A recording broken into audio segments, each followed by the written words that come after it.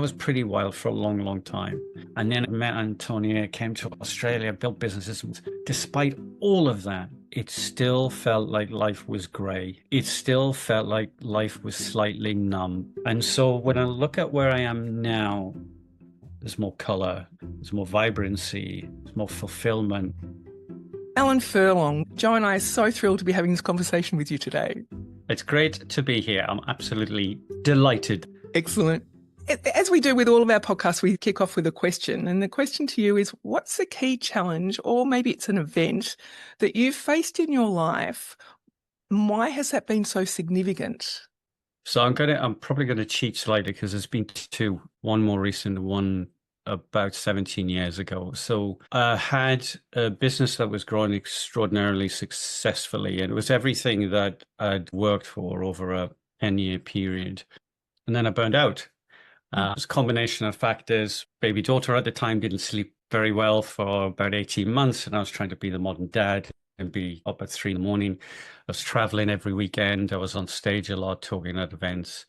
And eventually I just blew up. I was hospitalised at about 3 a.m. with a suspected heart attack, which came as a bit of a shock. And I was referred to a specialist, and he said, "You have arrhythmia, and here's tablets for the rest of your life, and don't do any strenuous exercise." And I said, "Well, with due respect, I think you're wrong. What you're looking at is the result of 14 years relentless stress." So luckily at the time, I had enough wherewithal to know that what was going on in my body and my brain was to do with the way that I'd operated in life. So I needed to learn a new operating system. And that was tough, right? Because at the time, there was only the kind of characters you see online. You're doing one-arm press-ups, and this sort of alpha male characters is how you do life. But I stumbled accidentally on this science of forgiveness, a guy called Dr. Fred Luskin, that led me to understand a little bit how the brain impacts the heart, which led me into positive psychology. And that literally changed my life. I realized that how we all operate, we're given this toolkit from society that's inherently wrong. And everything that I'd striven for, even when I made lots of money, didn't make me as happy as I thought it would. And that was kind of devastating, but a real enormous breakthrough at the same time. And then blowing up as I did allowed me to then rebuild my life based on these principles that have been rigorously, applied in science and tested. So that was the first thing. The second thing that happened is really this last year. What I've done over that 16, 17-year period is built businesses. I had a reasonable amount of success. The last business we built to about 42 million pounds in revenue, which is phenomenal. Great team, great people that I work with. It was fab. But the biggest problem is that when you start the kind of work I started 17 years ago, it doesn't stop, and it just gets deeper. And I realized that no matter what I did, when I got to the top of the mountain, I just wasn't fulfilled. About a year ago, I let go of all of that, surrendered completely. I left that company because I didn't agree with the culture. We were acquired by an organization I had a real issue with, and then had to surrender everything that I once was attached to, my career, my status, success, all of that, to find out what I was really put on the planet for. Everything had led perfectly to that point. That was excruciating, because to let go of all of those things is one of the hardest things any human being will do. And it was painful. It was like grief. But where it's led me to now is I work with people who have barriers into education or employment, ex-offenders, or people who struggle with addiction or mental health issues, retraining as a counselor, psychotherapist. And I don't know where that will take me, but I think that for most people, there is this inflection point in their life where they are called to something greater and they ignore it. And it makes them unhappy. They blame their partner or their job or their circumstances. But actually, it's none of those things. It's something much deeper than that. So it's a long answer to your question, but it's an important one, because the minute that you face that deep calling, that very deep calling, the first thing that will come up is fear. The reasons why not to do it. Al, so many questions. I'm sure Joe's thinking exactly the same thing at the moment. But I want to go way back to when the very first thing that happened with you, and that was going to hospital, suspected heart attack. Mm, And you said that you knew that it wasn't your heart and it was prolonged stress over years and years, and that you mm. knew your body well enough to understand that. Tell us more about that. How did you know your body well enough? How did you know to go against a medical system and say, no, I think you're wrong? They're supposedly the experts. It wasn't easy because he had no sense of humor. So it wasn't easy, but you just know. And it's a bit like any great doctor will tell you that one of the most important things about being an effective healer is to listen to the person because they know their body better than anyone else. I knew I was struggling with stress. Before that launch into building my own business with my business partner, who was fantastic, I'd been in banking, worked 14 hours a day, and I was stressed up to my eyeballs. And I talked to this lady, Norleen. Norleen is amazing. She's an ex-Catholic nun. Normally, I would run away from Catholic nuns, but she's amazing, deep, wise, spiritual woman. And I talked to her when I was in banking, literally just to cope with the stresses of being in that kind of industry. So when I blew up, I realized I just knew that there was a approach to life, this relentlessness that I applied to life, that I suppose that the chips were all down now. The cost was now being borne physiologically. And so when I did speak to this doctor, I just knew that I needed to heal myself properly. The fact that I did an ultra run in June is not a way to brag about how wonderful I am. It was a part of that process of me discovering just what I'm truly capable of. And it's a metaphor. We never know what we're truly capable of until we push ourselves into something that takes us out of our comfort zone entirely. So he was wrong. He was dead wrong. And luckily, I had the instinct to understand I needed to go away and think about the huge lesson I'd just been given and not make the same mistake again. Yeah, there you go. It's Well, instinct. what I find interesting with that is that you had the presence of mind, because I could imagine in that moment when you were in the hospital, you would have been in a state of fear. The physiological response with arrhythmia in its own right would have sent masses amount of cortisol running through your system, let Yeah. alone what the heck's going on. So how did you actually have the presence of mind in that moment to say, no, I don't think that what you're diagnosing is 100% accurate, or more importantly, I know what the issue is? I wish I was certain because I wasn't. Hmm. It would be so much easier if I was certain I wasn't. The healing process after that conversation with that consultant was 18 months. So I don't really share this very often, but what happened was I would wake up every night at 3 o'clock in the morning with my heart rate off the charts for nearly 18 months. So I thought deep down there was probably the doctor was right, and I was fighting all of the time to prove to myself that the doc wasn't. This is really painful. I mean, if you can imagine, you take your 5 deep breaths, which normally Hmm. resets your system. Yep. It didn't even go close. There's that much adrenaline, cortisol flying around. But I was learning all of the time. I was learning the impact of adrenaline and cortisol and what happens when the cortisol tap is on all of the time. So I was clinging on to that. And then one night, at 18 months into this horror, I woke up, my heart rate was going like 10 to the dozen, but I remembered a nightmare for the first time. And I realized what was happening as I was suffering from night terrors every single night. And that's what was triggering. My heart was doing exactly what it's designed to do. My head was saying, you're being chased by a saber-toothed tiger. My heart doesn't know whether I'm dreaming or whether I'm awake. So it just reacted. And that small snippet of information was the key for me to realize that actually there is a lot more going on here. Like I used to dread going to sleep. And then I started to realize that these are nightmares. And slowly over time, after I realized they were nightmares, the healing accelerated. The truth is, those nightmares came from the trauma of years and years of relentlessness, childhood trauma, breaking my neck when I was 16, all of these things that I then had to go and start dealing with later on. Everything was perfect. We just don't think it is at the time. We think it's awful. It's not awful. It's there for a reason. So it was not easy. And I wouldn't wish anyone to go through what I went through.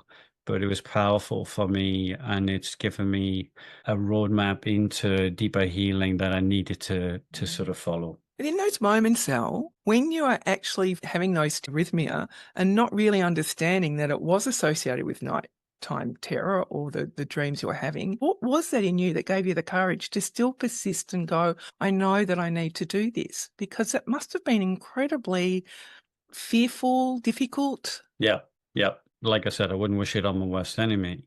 The sitting awake alone at 3 in the morning in your living room, just praying for your heart to slow down, is not something I would want anyone to go through. Mm-mm. But the truth is that I did something called a YouTube roulette. And at the time, I didn't really have much of a faith in higher forces at all. But when you're desperate, it's amazing how spiritual you become. And I just said, just please show me something. And that's when Fred Luskin's video showed up. And he talked about the science of forgiveness. And I was like, how can there be a science of forgiving? You forgive somebody or you don't. What Fred showed was two ECGs. One where somebody's just slightly annoyed with someone and it was jagged. And then the same person just asked them to think of somebody who they love or care about. And this is beautiful kind of parabolic curve. That information during the day gave me some hope that what was going on at night, I was able to overcome it. At some point, I will be able to overcome it. Now, I didn't think it would go on for 18 months, but anyone who's suffered anything like mental health issues, anxiety, depression, to a degree, and you don't have a choice. You keep moving forward, hopefully, because you'll see light at the end of the tunnel. And I was blessed with that one night where I woke up and I remembered the edge of this nightmare. And as a consequence of that, it unlocked the next stage of healing for me. Two moments. One was remembering the nightmare, giving you that insight. And the other moment was hearing Fred Luskin unpack the science of what happens in the mind when we have certain thoughts. Was there another piece to the puzzle, or what happened next after these critical insights for you? Oh gosh, there are a couple of things that I did. I mean, there was some very practical things that I did in changing my routine. I started to exercise in the morning. So I did very practical things, but I had to take it easy because, again, because of my personality at the time, the first thing I did is started training for a triathlon, right? Which is kind of crazy. So, and I learned very quickly, I needed to dial it right back and just one step at a time. So exercise is important. That impacted my sleep. I started to sleep a little bit better. So very practical things because I understand much more about the impact of exercise on the brain and what it does in terms of brain chemistry. It wasn't until a few years later I realized that was actually a really important step.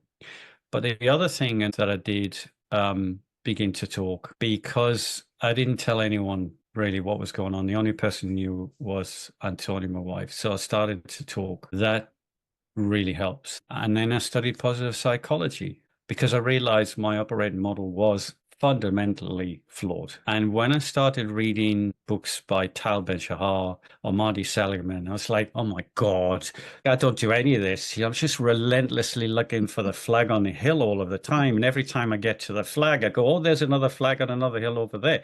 That profound philosophical shift also helps. Some things were practical, some were philosophical, some were spiritual. I started meditating, and that made a huge impact as well. I did Vipassana, which is a 10-day meditation retreat. That was unbelievably profound. It set me off on this journey of healing and also discovery. So there are lots of things that I did, many of which I still do today. The principles that I think are crucial to any human being thriving.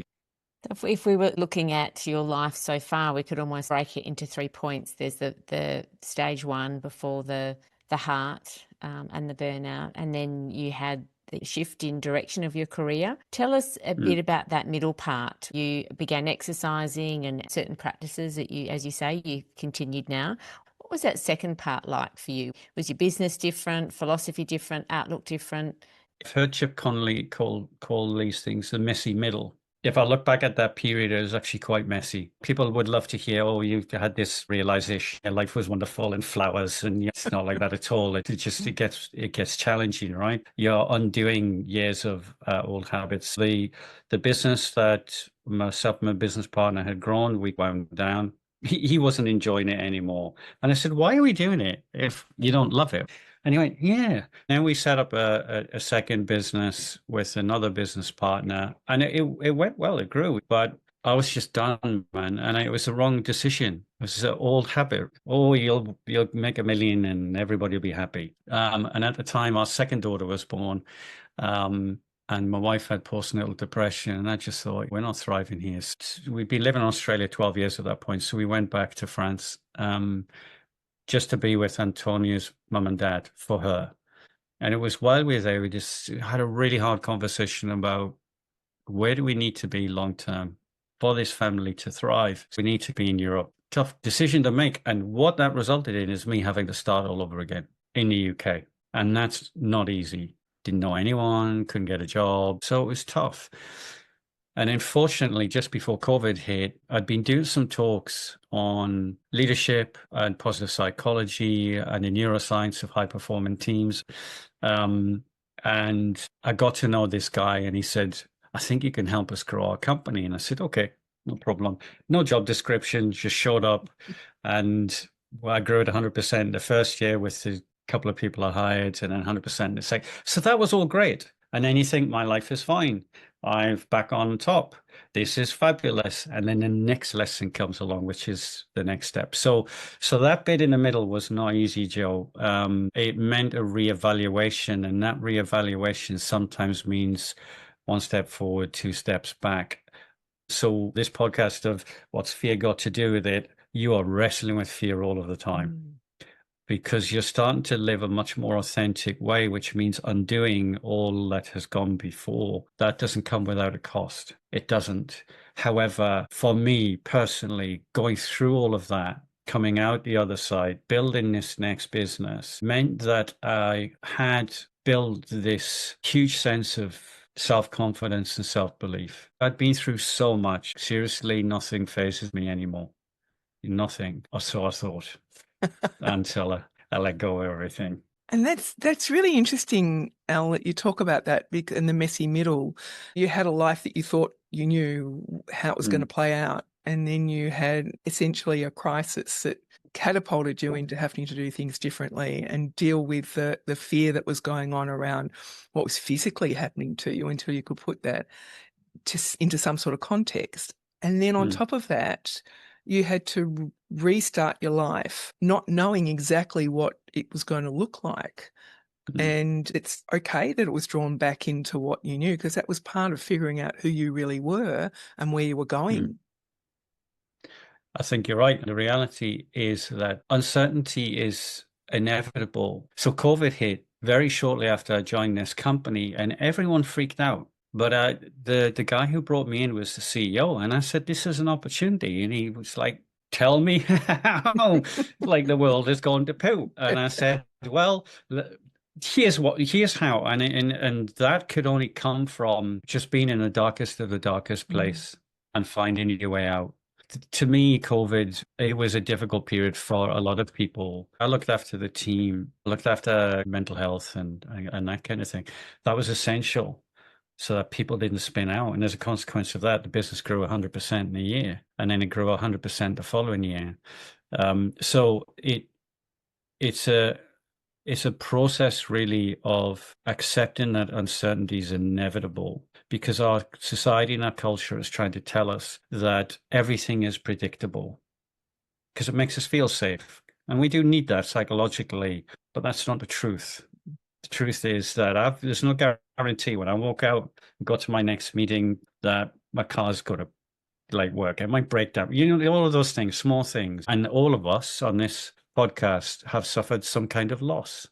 1 minute life is perfectly great, and then a split second later there's a phone call and your life changes. That's a reality of life. So I ended up back in business using all of the skills I built to help build this company. And it was fabulous because the team were great. But when COVID hit, I was perfectly fine. I was perfectly fine. It's a lot worse that could happen to us. So it was the right next step, which is what you're alluding to, Annie. You're absolutely right. And then your next question is, okay, something else is coming up now, and it did.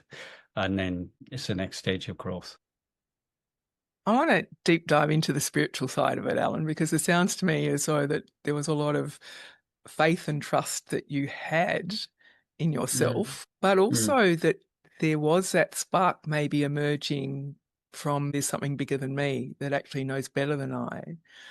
mm. Did that happen? Did that evolve for you? How did that emerge? By accident, really, because even Fred, who's a scientist, he looks like a sort of 1970s hippie, right? He's an amazing guy. He's an amazing guy, but he has a real deep soul. It emerged in crisis, whatever people's belief system is.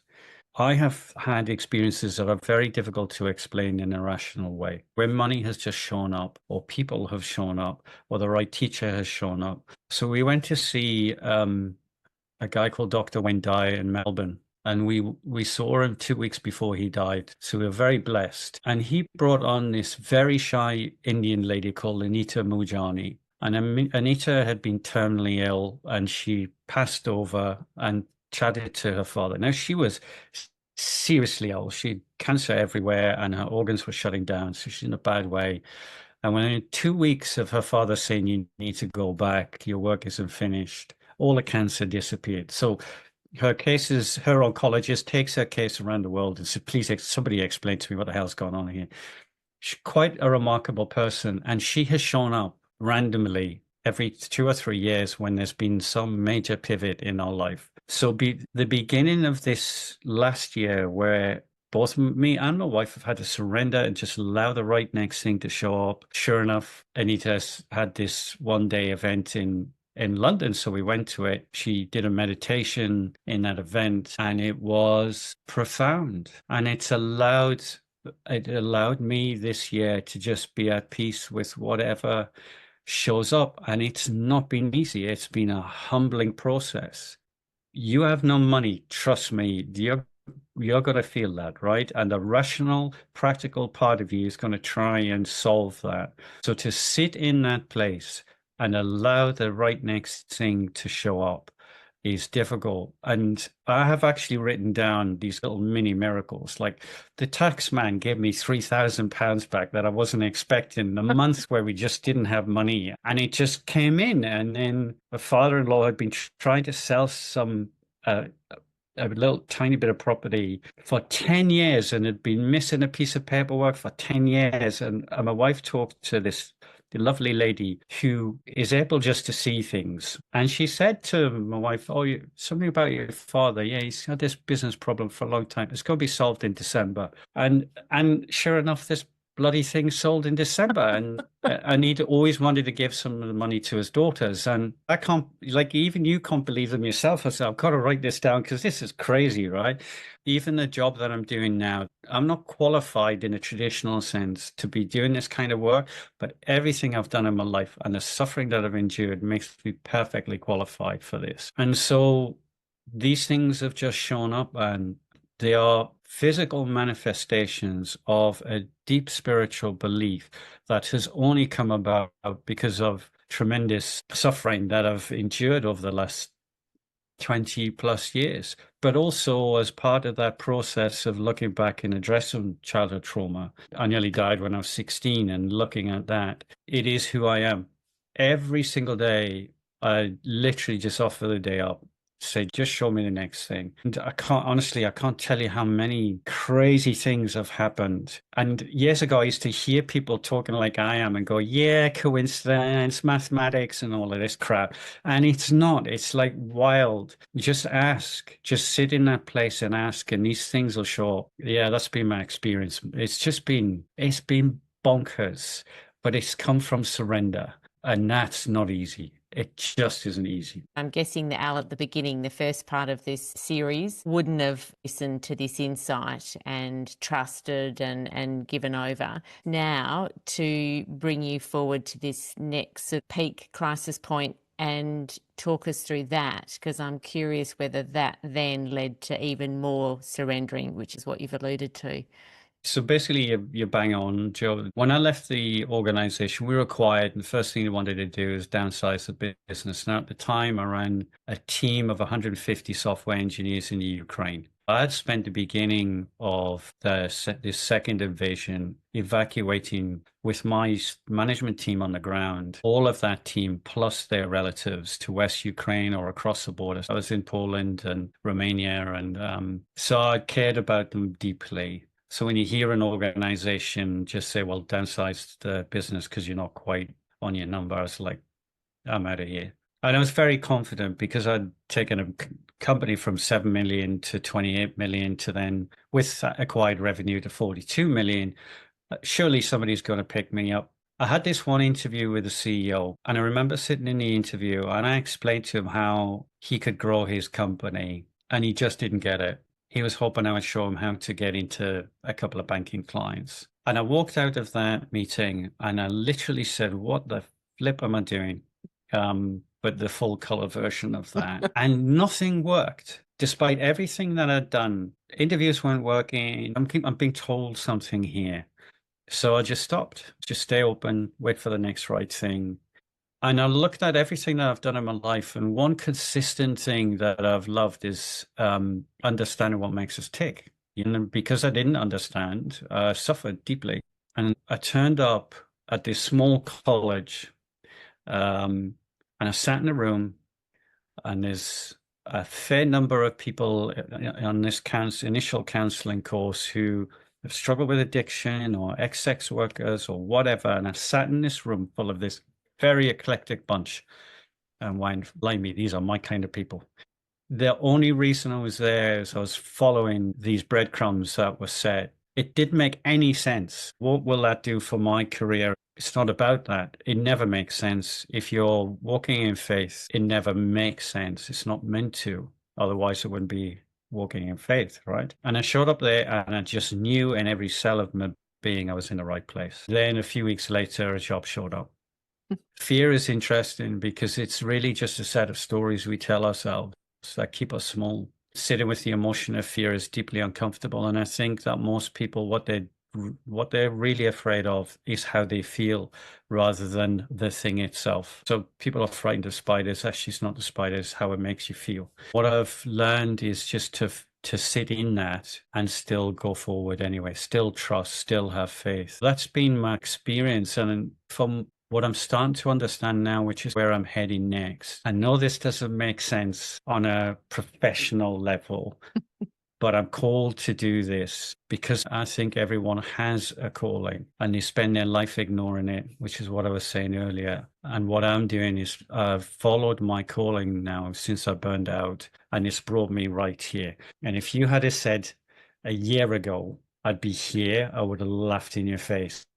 But it is what it is, and it's perfect. I'm happier now than I've been in 20, 30 years.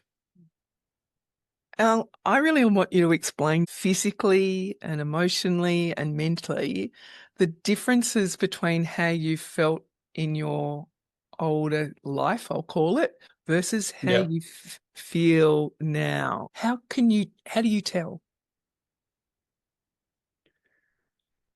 That's a profound question.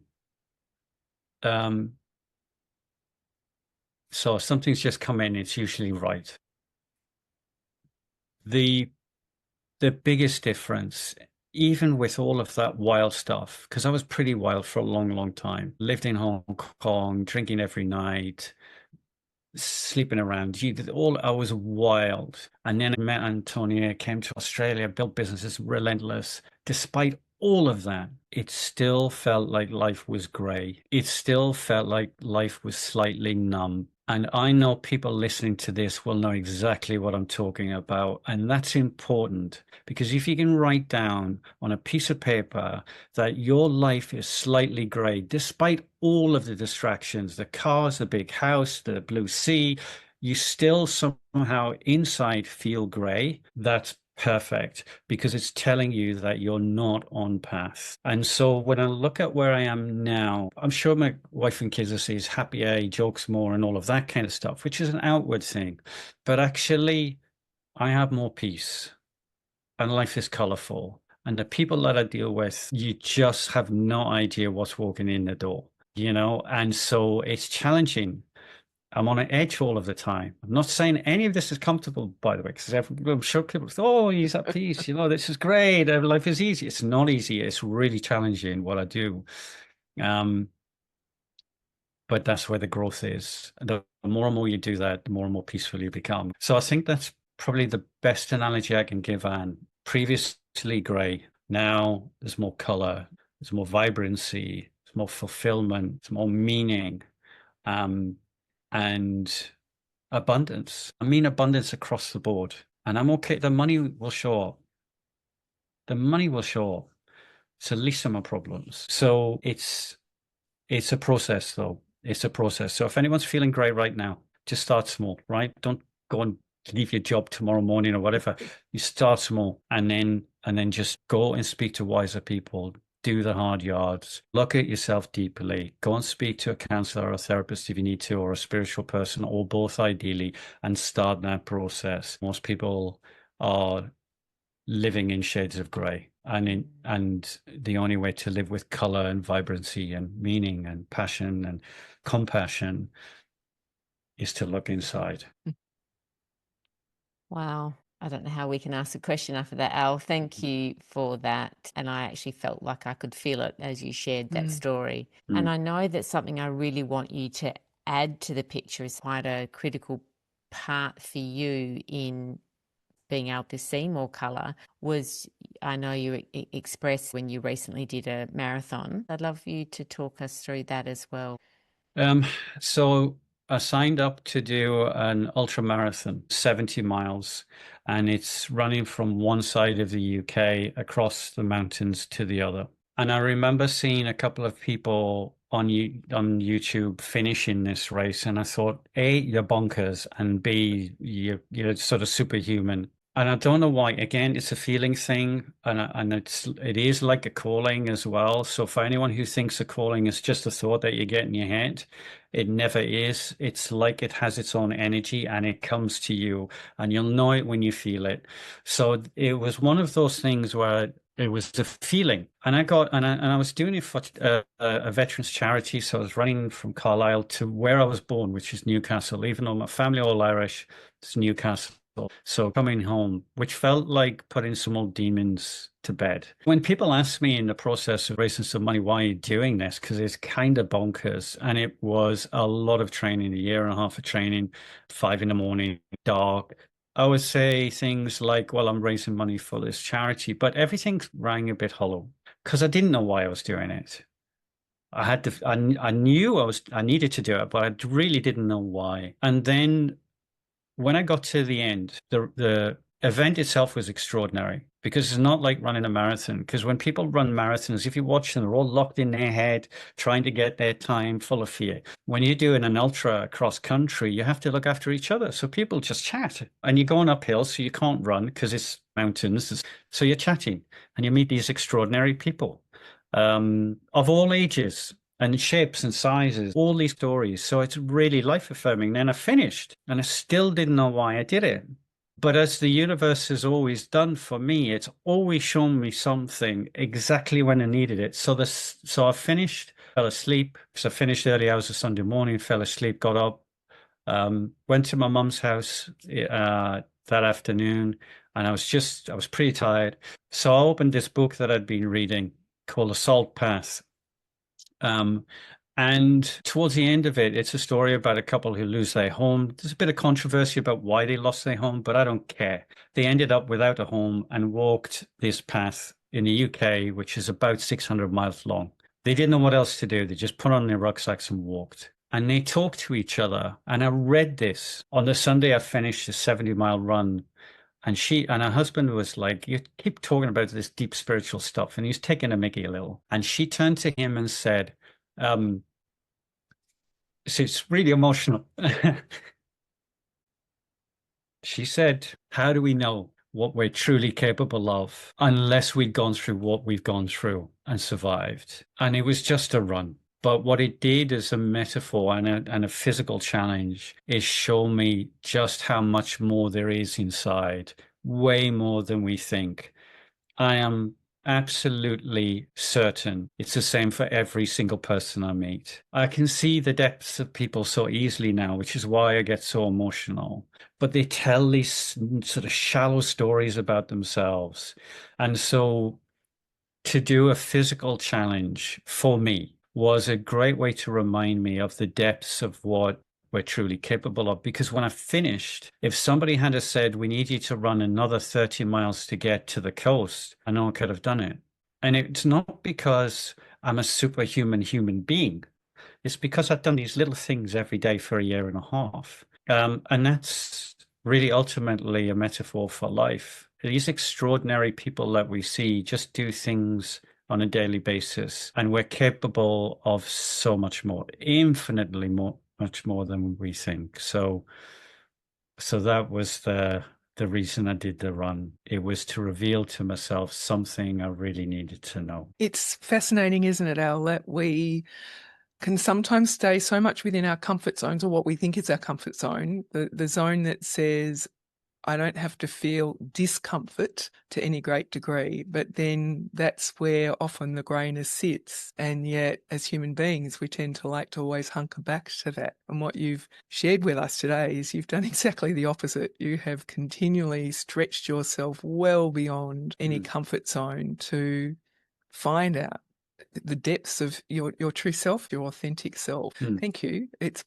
such a pleasure to hear someone's story that's been so willing to suffer a lot, but at the end of the day, find a life that's so colourful. I don't regret a second of it, and I don't regret a second of it. It's I have had an amazing life, very difficult but amazing. What you said earlier about the comfort zone, I immersed myself in the world of the now very famous Phil Stutz, the psychiatrist who ended up on Netflix. And he said there are three realities of life: pain, uncertainty, and a need for relentless work, or constant work, he would have said. And although that seems very heavy and quite negative, pain is where the growth is. You can't, like you said, if you don't get out of your comfort zone, you don't grow. So getting out of your comfort zone means you got to be uncomfortable. That's pain. The need for constant work is every time I think I've got to the top of the mountain, the universe goes, we've got something new. Here we go. I wouldn't want it any other way. My life is so rich as a consequence. So I think your observations absolutely bang on. The way to a happier life is to step out of that which you're most comfortable with as a practice, even a daily practice. It doesn't have to be bonkers. You don't have to go running across Britain. Maybe you can just start by talking to a stranger at a bus stop, because that would be something that would take you out of your comfort zone for that day. That's how it starts. Wow. Al, we could continue talking with you for hours, which Anne and I often love to do with our guests, but I'm aware that you don't have hours to share with us. So thank you so much for sharing two very pivotal moments in your life and sharing what they have brought you now, and the point where you are now, where you can stand back and look at them and say, now I have colour and purpose, and this is a truer version of yourself compared to the looking back over your shoulder. Knowing what you know now, what would you tell your 10-year-old self? Three things. You're good enough. Keep pushing against the system. Because I was always in trouble, by the way, when I was in school. It would come as a little surprise. But keep doing that. Keep doing that. Because the system that we have and the society that we've created is making people increasingly unhappy and unwell. And the third one would be have faith. Have faith. And that is the spiritual aspect of who I am. To walk in faith, what's fear got to do with it? Fear's got everything to do with it. Every single person listening to this podcast wrestles with fear, sometimes on a daily basis. To walk in faith is the path of courage. And the gifts of that, hopefully I've explained a few, are extraordinary. So they're the three things I would tell my 10-year-old self. He was a great kid, but he had his self-belief battered out of him. It took a long time to rebuild that. And he's always been a maverick. And he's never followed the herd. But what I didn't have is a deep spiritual connection then. And that's something that has made the difference, because we have been a recipient of miracle after miracle after miracle, simply because we surrendered and we just said, show me what next. So That's what I would share with my 10-year-old self. Everything will be fine. What is the greatest gift that all of these experiences have given you? When I started out as an entrepreneur, I was working in banking, and I had a mentor called Brendan, and we were on a phone call one day, and he said to me, "What is it you really, really want?" And I said, "To be at peace." And he burst out laughing, and he said, "That's not going to happen." And he was wrong. The path that I went on, which is to build businesses and have money and all of that, didn't bring peace. So in that respect, he was right. But the path that it then led me on, and the path that I've followed now since the beginning of that process, and the messy middle and where we are now in surrender, has brought me tremendous peace. I have nothing to prove to anyone. Nothing. I'm at peace with who I am. I'm at peace with the kind of work I do. I don't care about big house and a big car and all that crap. And if that comes, I will enjoy it like anyone else. At peace. At peace. Simple as that. Wow, what a gift. And so the final wrap-up question, Al, is what top 3 tips would you tell others or share with others?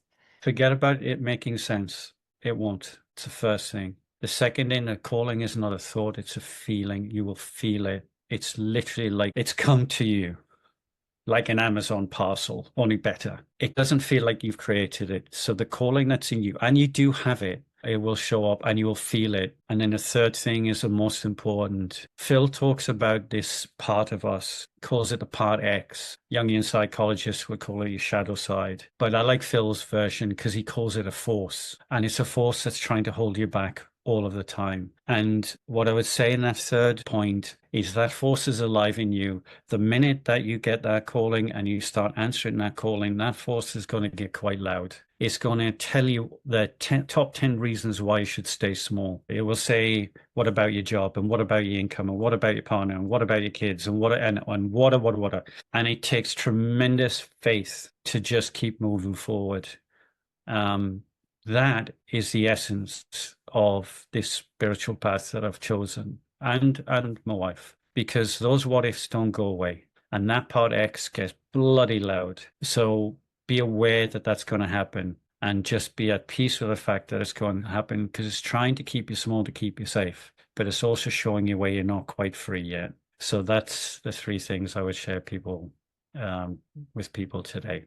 Al, what an absolute pleasure talking to you. Thank you again for your deep wisdom, your authentic sharing, your authentic self. And also, I'm really honoured to hear what you're doing now in your life. Thanks, Al. It's been an absolute pleasure. Thank you for your time. Thank you both for the invitation. I really appreciate it.